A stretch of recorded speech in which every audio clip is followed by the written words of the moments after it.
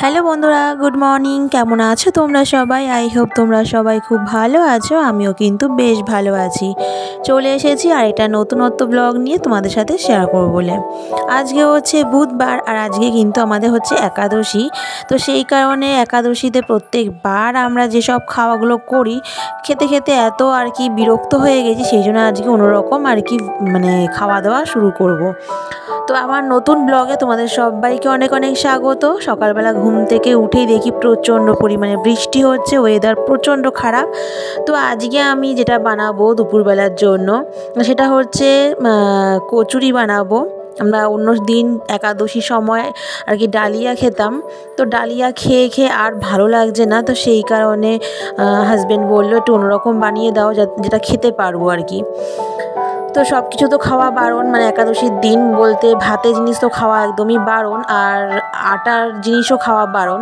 তো ময়দা দিয়ে লুচি টুচি খেতে বলেছে, তো সেই কারণে আমি অন্য সময় একাদশীতে সকালবেলা ব্রেকফাস্ট আমি লুচি আলুর তরকারি করতাম, কিন্তু আজকে ব্রেকফাস্ট ওকে ওই তোমার বাটার দিয়ে পাউরুটি দিয়ে টোস্ট করে দিয়েছি, তার সাথে একটুখানি চিজ দিয়ে দিয়েছিলাম। আর দুপুরবেলার জন্য আমি বানিয়ে নিচ্ছি আর কি একদম মিষ্টির দোকানের যে আলুর তরকারিটা হয় সেই তরকারি, আর হচ্ছে ছাতুর কচুরি। তো কিভাবে কি করছি সম্পূর্ণ ভিডিওটা তোমরা দেখলেই বুঝতে পারবে যে আমি রেসিপিটা কিন্তু মোটামুটি তোমাদের সাথে শেয়ার করে দিয়েছি।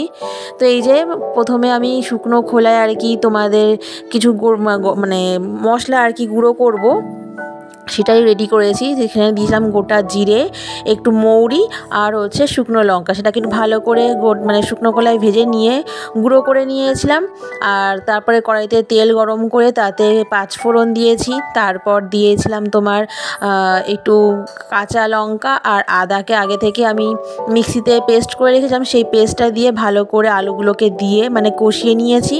আর তারপরে নুন, হলুদ, তারপরে একটু কাশ্মীরি লঙ্কার গুঁড়ো দিয়ে নাড়িয়ে এই যে ভাজা মশলাটা দিয়ে একটু জল দিয়ে কিন্তু ভালো করে নাড়িয়ে নিয়েছি। খেতে কিন্তু অসাধারণ হয়। আর হ্যাঁ, একটু নামানোর আগে মিষ্টি অবশ্যই দেবে, মিষ্টি দিলে তবে জিনিসটা খেতে আরও বেশি ভালো লাগে। আর ছাতুর কচুরি বানানোর জন্য সেটাও দেখতে পেলে যে ছাতুর মধ্যে আমি একটু বেসন দিয়েছিলাম আর একটু বেকিং সোডা দিয়েছিলাম, তারপরে নুন দিয়েছিলাম আর দিয়েছিলাম হিং। এই দিয়ে অল্প একটু জল দিয়ে ডোটা বানিয়ে নিয়েছি, মানে ছাতুর যে পুরটা সেটা বানিয়ে নিয়েছিলাম।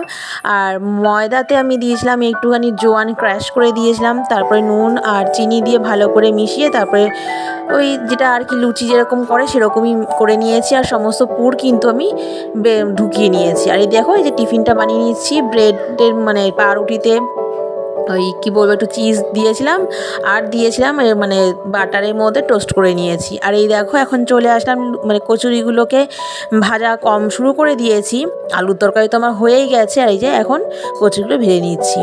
তো আমার কচুরিগুলো কিন্তু সবকটাই ফুলকো ফুলকো হয়েছে, খেতে কিন্তু অসাধারণ হয়। বাড়িতে একবার হলেও ট্রাই করতে পারো, কারণ আমি ফুল ভিডিওটা কিন্তু তোমাদের সামনে তুলে ধরেছি, মানে কিভাবে কি করতে হবে রেসিপিটা পুরোটাই শেয়ার করেছি।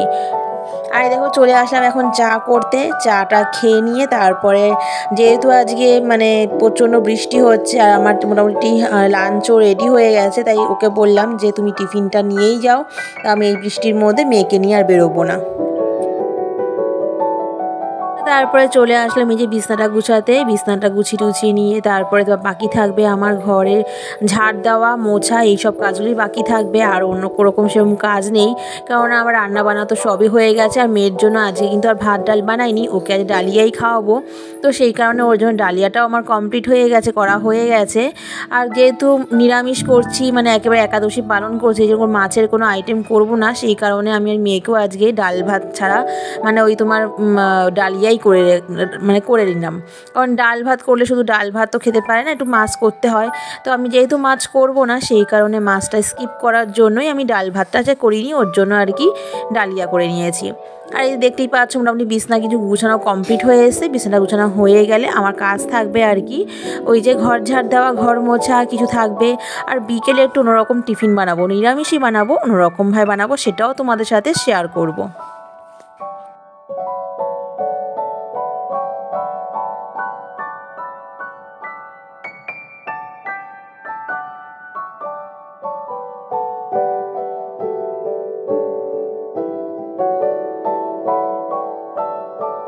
আমরা আগে কিন্তু মানে একাদশী পালন করতাম না। গত বছর যেহেতু শাশুড়ি মা মারা গেছে সেই কারণে আমাদেরকে একাদশীটা পালন করতে হচ্ছে। তো এতদিন ধরে আমরা ওই ডালিয়াই খেয়ে এসেছি আর সকালবেলা ওই লুচি তরকারি এসবই খেয়ে এসেছি। তো বাট এই ডালিয়াটা খেতে না একদমই ভালো লাগে না, যেমন আমারও ভালো লাগে না, হাজব্যান্ডেরও ভালো লাগে না। তো আর বাকি আছে দুটো মানে একাদশী বাকি আছে পরের মাসে, মানে এপ্রিল মাসে আমাদের আর দুটো একাদশী বাকি আছে। এই দুটো একাদশীও তো আমি সেম জিনিসই করবো, কারণ না ডালিয়া আর সহ্য হচ্ছে না, তার জন্য আজকে আমি এই জিনিসই করে নিলাম।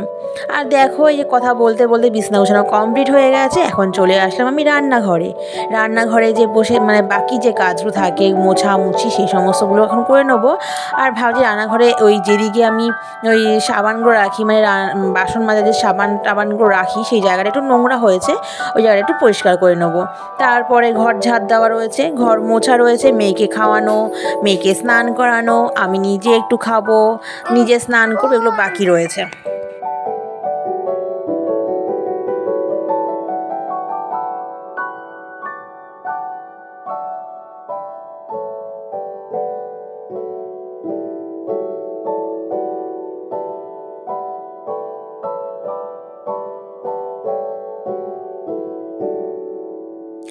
আসলে এই কাজগুলো সংসারে যে সমস্ত কাজগুলো থাকে সেগুলো তো করতেই হয়। আর আস্তে আস্তে মানে এখন না একটু বৃষ্টি হচ্ছে বলে ওয়েদারটা একটু ঠান্ডা ঠান্ডা আছে, কিন্তু মাঝে কিন্তু একটু গরম গরমই পড়েছিল। আর গরম পড়া মানে কিন্তু আমার দ্বারা আর মানে কি বলবো একদমই মানে কাজ সেরকমভাবে করতে পারি না, খুব কষ্ট হয়। শীতে যেরকমভাবে আমি এনার্জি সহকারে কাজটাগুলো করি, গরমে কিন্তু একদমই হয় না। সেই কারণে আমি হয়তো রেগুলার ভিডিও শেয়ার করতে পারছি না। বাট যেদিন যেদিন ভালো ভালো আমি তোমাদের সাথে বলেছি আমি সপ্তাহে 2 থেকে 3টে ভিডিও করে ছাড়বো, আমি সেগুলো কিন্তু তোমাদের সাথে শেয়ার করবই। তো দেখো আমার কিন্তু এখানে কথা বলতে বলতে যে জায়গাগুলো আছে সেগুলো সব পরিষ্কার করা হয়ে গেছে। এখন ভালো করে ধুয়ে নিলেই আমার এই জায়গাটা কমপ্লিট হয়ে যাবে। আর যে বললাম যে আমার এখন ঘর মোছা আছে, ঝাড় দেওয়া, কত কাজ রয়েছে। এইগুলো হয়ে গেলে তারপরে ভাবছি যেহেতু টিফিন দেওয়ার ব্যাপার থাকবে না, সেই কারণে ভাবলাম যে স্নান টান করে দুপুরে খাওয়াটা খাওয়ার আগে মেয়েকে একটু পড়িয়ে নেব। আসলে মানে সকালবেলা দিয়ে টাইমটা হয় না আমার, আমি যখনই সময় পাই তখনই আমি মেয়েকে নিয়ে বসে পড়ি, ওকে একটু লেখানোর কাজ করি, পড়ানোর কাজগুলো করি। আর আমার মেয়ে লিখতে খুব ভালোবাসে, ওকে লেখার কথা বললে সত্যি খুব মানে আগ্রহ সহকারে ফোনটাকে ছেড়ে দেয় আর লিখতে বসে যায়। তো সেটা তোমাদের সাথে শেয়ার করব। তো চলো এখন এই কাজগুলো কমপ্লিট করে নিই, তারপর সেটাই তোমাদের সাথে শেয়ার করব।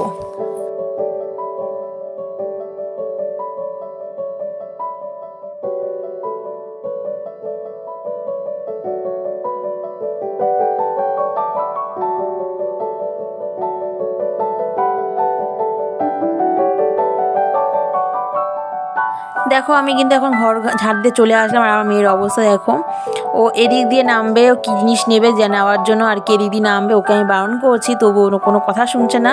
ও এদিক দিয়ে পারছে না বলে অন্য দিক দিয়ে দেখো নামার চেষ্টা করছে। যাই হোক, ও অন্য দিক দিয়ে নেমে জিনিসটা নেবে। আর এই দেখো এই যে ঘরটা মানে আমরা নিয়েছিলাম সেই ঘরটা কিন্তু আর মানে 2-3 মাসের মধ্যে আমাদের ছেড়ে দিতে হবে, কারণ আমাদের এখানে কাজ আর কি কমপ্লিট হয়ে এসছে হাজব্যান্ডের, সেই কারণে আর 2 থেকে 3 মাসের মতো আমরা আছি এই বাড়িটাতে। তো সেই কারণে সেরকমভাবে কিছু গুছানোর মানে আমার এই বাড়িতে হয়নি, মানে মনের মতো করে আমি সাজাতে পারিনি। তো আমি ওকে বলেছি এরপরে যেখানে তোমার ট্রান্সফারটা হবে সেখানে যেন ঘরটা মোটামুটি ভালো হয়, প্লাস যেন রাস্তার ধারে হয়, আর আমি সেখানে মনের মতো করে সাজাবো। কেননা এটা ঠিকমতো আমার মনের মতো হয়নি, সেই কারণে সাজাতেও আমি ঠিকমতো পারিনি। দেখবে কোনো জিনিস যদি ঠিক মনের মতো না হয় একদমই ভালো লাগে না। তো তার মধ্যে দিয়েও তোমাদের সাথে কিছু জিনিস শেয়ার করি এই ঘরের যা করে থাকি। তো এই ঘরটা মোটামুটি আর 2-3 মাসের মধ্যে আমাদের ছেড়ে দেবো। নতুন ঘরে যখন যাব, মানে নতুন জায়গায় নতুন ঘরে যখন যাব, সেখানে সুন্দর করে সাজিয়ে গুছিয়ে তোমাদের সাথে আবার শেয়ার করব।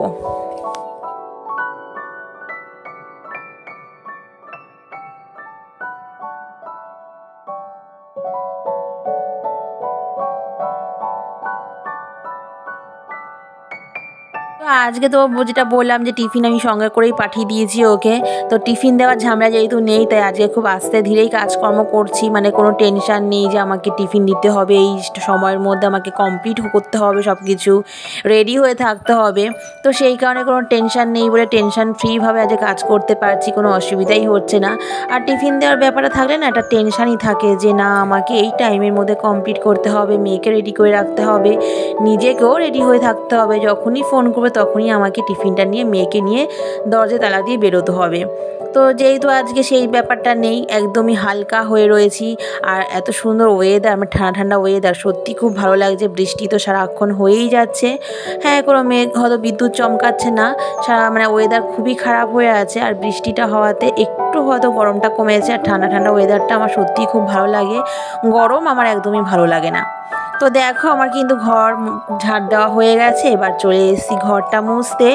এই ঘর মোছা হয়ে গেলে আর বাকি থাকবে একটুখানি মেয়েকে খাওয়ানো, মেয়েকে স্নান করানো, নিজের খাওয়া, নিজের স্নান, এসবই পড়ে থাকবে। আর এগুলোর পড়ার পরে আর বাকি থাকবে যে এদিকে জলের একটা ব্যারেল আমার তুলতে হবে। জল শেষ হয়ে গেছে, তো দেখলাম যে জলটা শেষ হয়ে জলের ব্যারেলটা তুলতে হবে। তো এত ভারী ব্যারেল আমি তুলতে পারি না, মানে খুব কষ্ট হয়। কিন্তু ওই যে না থাকলে কেউ, তখন আমার নিজেকেই করতে হয় সমস্ত কাজ। তো দেখো মোটামুটি ঘর কিন্তু মোছা কমপ্লিট হয়ে এসছে। এই দিকটা মুছবো, ওই খাওয়ার ঘরটাও মুছবো, সমস্ত কিছু কমপ্লিট করে নেবো। তারপরে আর কি জলের ব্যারেলটা তুলতে হবে আমার।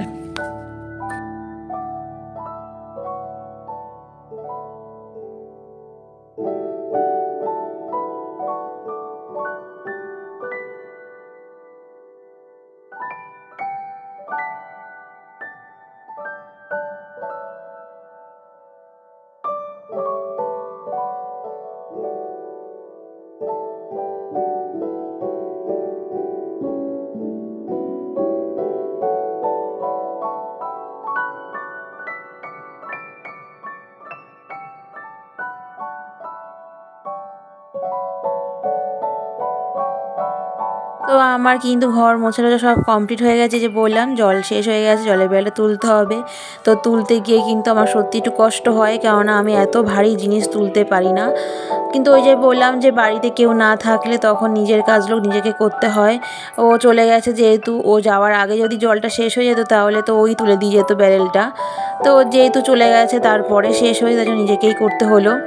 তারপরে তো এসব খুলতে তো কোনো অসুবিধা নেই, শুধু তোলাটা একটু যা কষ্ট হয়ে যায়। তো যাই হোক, এবার জলটা এই যে মেশিনটা লাগিয়ে নিলাম, এখন জলটা ভরে নেবো। জলটা ভরে নেওয়া হয়ে গেলে কিন্তু আমার জল ভরা মোটামুটি সমস্ত বোতলেই ভরা আছে, এই একটা বোতলে আর কি ফাঁকা ছিল। তো ভাবলাম এটাকে একটু ভরে নিই, কেননা জল লাগে খেতে, সেই জন্য এই বোতলটাকে ফাঁকা রেখে কোনো লাভ তো নেই, এই বোতলটা আর কি ভরে নিলাম।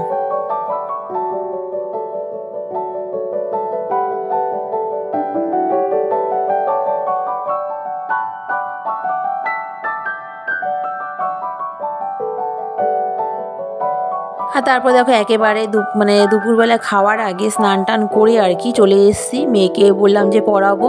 তো আমার মেয়ে কিন্তু বললাম যে লিখতে বললেও খুব আনন্দ পায়।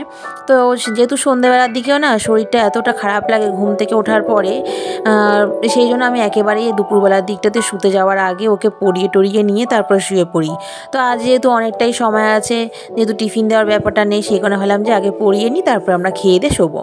তো দেখো আমার মেয়ে কি সুন্দর লিখছে। ও কিন্তু মানে ওকে হাতে বুলিয়ে দিতে হয় না, যে হাত ধরে দেখিয়ে দিতে হয় না, আমি যা লিখি ও দেখে দেখে সেটা চেষ্টা করে। হয়তো দুই একটা জিনিস হয়তো আমার একটু দেখিয়ে দিতে হয় বা একটু ধরিয়ে দিতে হয়, বাট কোনো বেশিরভাগ জিনিসটা কিন্তু ও নিজে নিজেই লেখে। তো দেখতেই পাচ্ছ আমার মেয়ে কিন্তু লিখতে এতটাই বেশি পছন্দ করে, ওকে যেটা যেটা দেখায়, যেভাবে ওকে দেখিয়ে দিই ও কিন্তু সেভাবেই সেটা করে নেওয়ার চেষ্টা করে। মোটামুটি অনেক কিছুই শিখে গেছে। আমি এইভাবেই আর কি চেষ্টা করবো বাড়িতে ওকে আগে ভালো করে শেখানো, তারপরে স্কুলে ভর্তি করা। এত তাড়াতাড়ি আমি ওকে স্কুলে ভর্তি করব না, আগে বাড়িতে ভালো করে শিক্ষাটা দেওয়া খুব দরকার তারপরে, কারণ স্কুলেও সেম জিনিসই শেখাবে।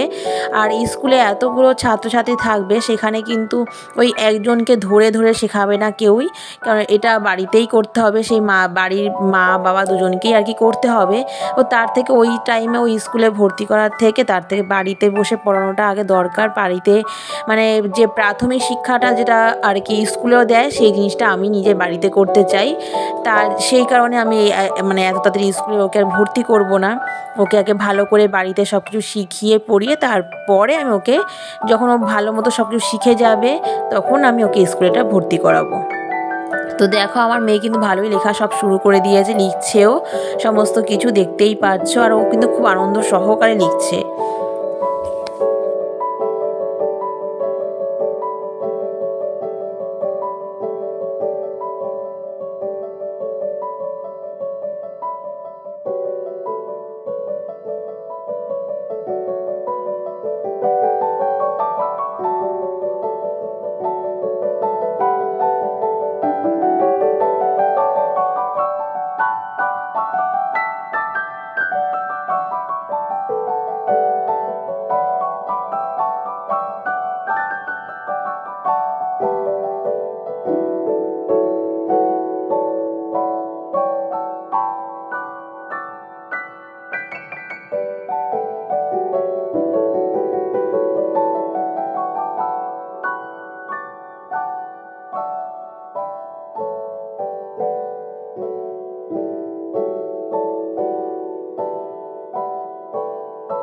তো মেয়েকে পরিয়ে মেয়েকে খাওয়ানো হয়ে গেছে, এখন নিজের জন্য নিয়ে নিলাম এই যে কচুরি, মানে ছাতুর কচুরি আর এই যে তরকারি।